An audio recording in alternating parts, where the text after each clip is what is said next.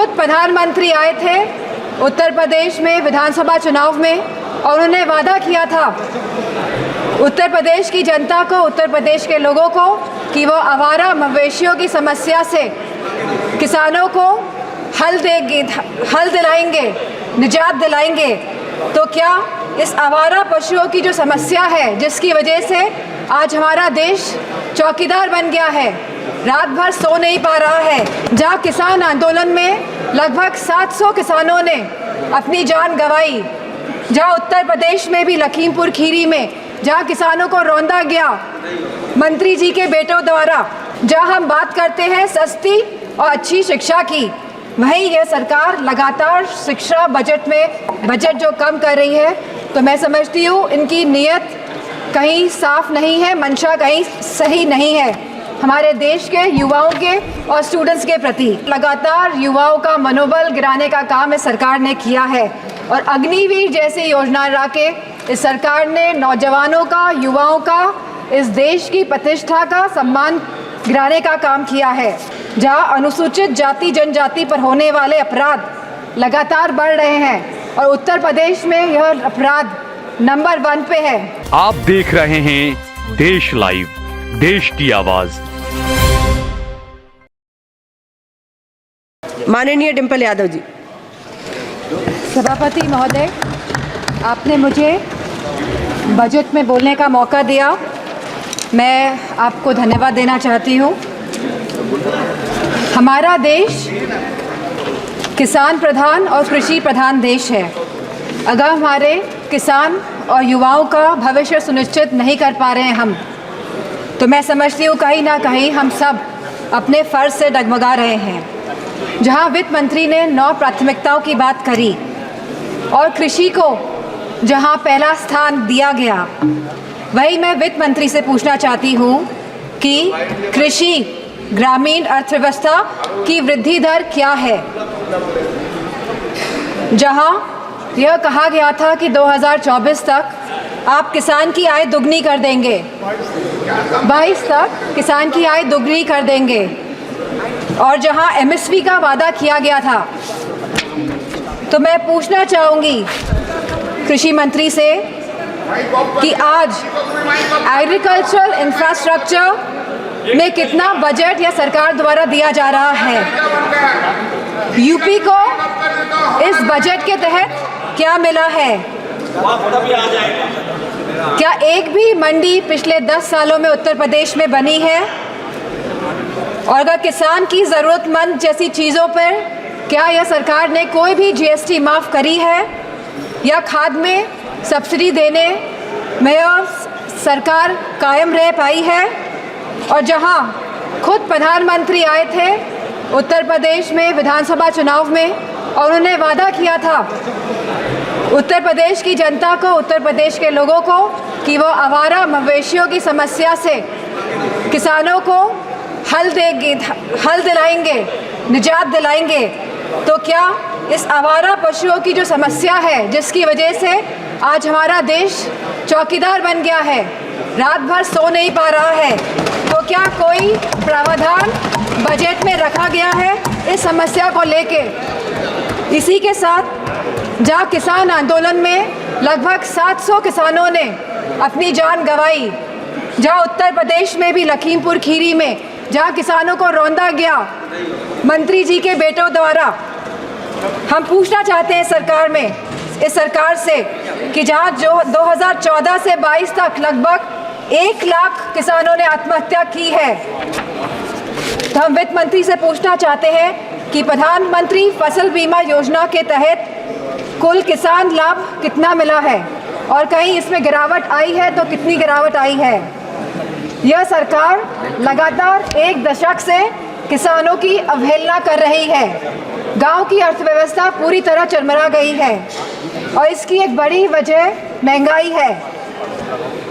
और जहां मनरेगा में इस सरकार ने 89,000 करोड़ का बजट दिया है, तो हमारी मांग है कि कम से कम 100 दिन की वेजेस मनरेगा के तहत लोगों को सुनिश्चित करी जाए और लगभग 20% मनरेगा का बजट बढ़ाया जाए।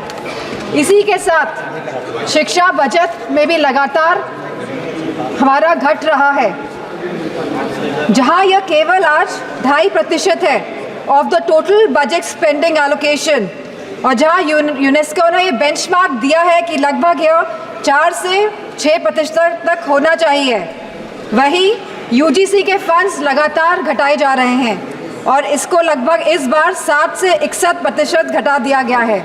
जहां हम बात करते हैं सस्ती और अच्छी शिक्षा की, वहीं यह सरकार लगातार शिक्षा बजट जो कम कर रही है, तो मैं समझती हूँ इनकी नीयत कहीं साफ नहीं है, मंशा कहीं सही नहीं है हमारे देश के युवाओं के और स्टूडेंट्स के प्रति।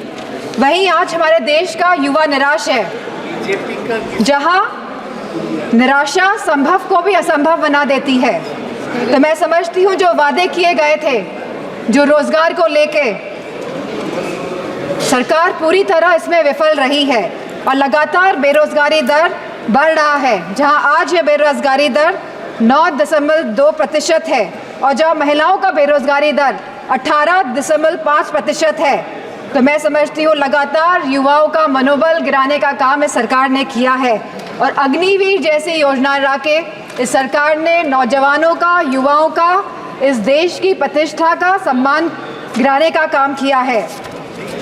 जो सरकार सोशल जस्टिस की बात करती है, लेकिन आज भी यह सरकार जातिगत जनगणना से अपना मुंह मोड़ रही है, जहां अनुसूचित जाति जनजाति पर होने वाले अपराध लगातार बढ़ रहे हैं और उत्तर प्रदेश में यह अपराध नंबर 1 पे है। और साथ ही महिलाओं के साथ जघन्य अपराध लगातार बढ़ रहे हैं। उत्तर प्रदेश आज इसमें भी टॉप लिस्ट पर है।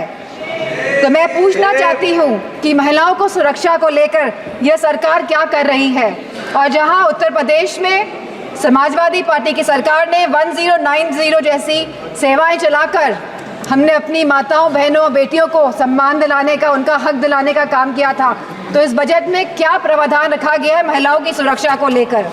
वहीं आज अगर स्वास्थ्य की बात करें तो लगभग 1.9% ऑफ जीडीपी आज का खर्चा ये बजट दे रही है स्वास्थ्य के लिए। मैम, हमारे उत्तर प्रदेश में लखनऊ में एक कैंसर इंस्टीट्यूट जिसमें लगभग 1000 करोड़ रुपए लगे हैं, वह तैयार है, लेकिन ना केंद्र की सरकार ना स्टेट की सरकार ये सुनिश्चित कर रही है कि सुचारू रूप से वह कैंसर इंस्टीट्यूट चल सके, क्योंकि कैंसर के केसेस लगातार देश में बढ़ रहे हैं। और मेरा मानना है कि अगर ये कैंसर इंस्टीट्यूट सही ढंग से सरकार चला लेती है तो सस्ता इलाज हम अपने देशवासियों को दे पाएंगे। Very good suggestion. Very good suggestion. Ma'am, there is a massive gap between the demand and supply in the healthcare center, in the healthcare infrastructure. The doctors, the nurses, the technicians, इन सब की बहुत भारी कमी है। और जो बड़े बड़े वादे कर रहे हैं और जो बड़ी बड़ी बातें कर रहे हैं कि हमने बहुत बड़े बड़े एम्स बना लिए हैं, मेडिकल कॉलेजेस बना लिए हैं, लेकिन 100% तरीके से कोई भी मेडिकल कॉलेज या एम्स सुचारू रूप से प्रदेश में नहीं चल पा रहे हैं, क्योंकि भारी डॉक्टर्स की कमी है, नर्सेस की कमी है, टेक्नीशियंस की कमी है। इसी के साथ जो टीचिंग फैकल्टी में भी भारी टीचर्स की कमी है। सर, जो सरकार कुपोषण के बारे में बात कर रही थी, जो भारत को अनीमिया मुक्त बनाने के बारे में बात कर रही थी, तो मैं उनसे कहना चाहूँगी कि आप सभी अपने वादों में विफल हुए हैं। आपने जो वादे करे थे लोगों को, आपने सारे वादे जनता के साथ वो वादों को तोड़ने का काम किया है। सर, जहां आप जीडीपी की बात करते हैं, जहां आप थर्ड इकोनॉमी की बात करते हैं कि हमारा देश तीसरी बड़ी इकोनॉमी बनने जा रहा है, लेकिन वही हमें बात करनी है पर कैपिटा इनकम की, स्टैंडर्ड ऑफ लिविंग की बात करनी है, हमको महंगाई बांधने की बात करनी है, हमको इलाज मुफ्त और सस्ता दिलाने की बात करनी है।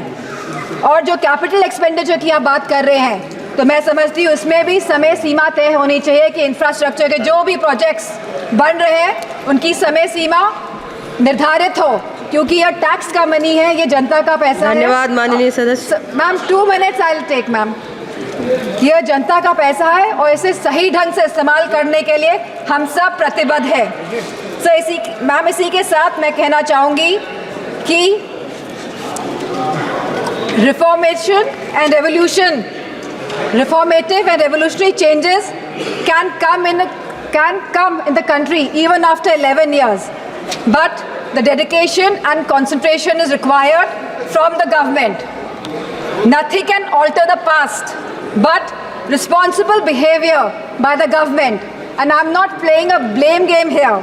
I'm saying a responsible behavior is the behavior in which we are responding to the present situation.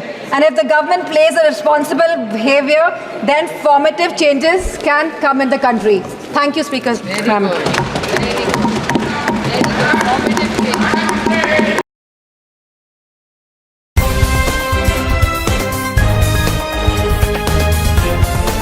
देश और दुनिया की तमाम छोटी और बड़ी खबरों के लिए हमारे चैनल को सब्सक्राइब करना न भूलें और बेल का बटन जरूर दबाएं।